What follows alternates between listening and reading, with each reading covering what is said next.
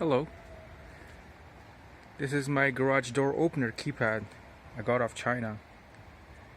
I was able to wire it up to open and close my garage door. Here's a blank key. Doesn't work. Nothing's working. Here's a programmed key.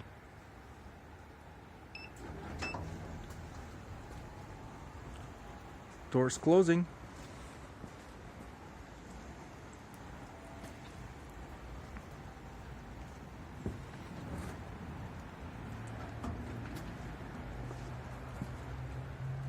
My door is not closing all the way because there's some stuff in the garage blocking the door.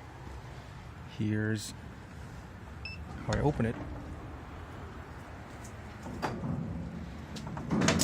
Uh-oh, pliers got caught. Snips. Alright.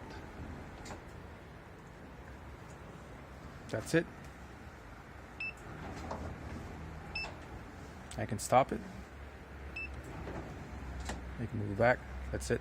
It's wired up straight to the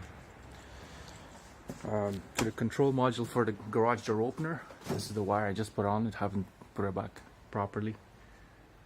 And there it goes. Just using the power from there.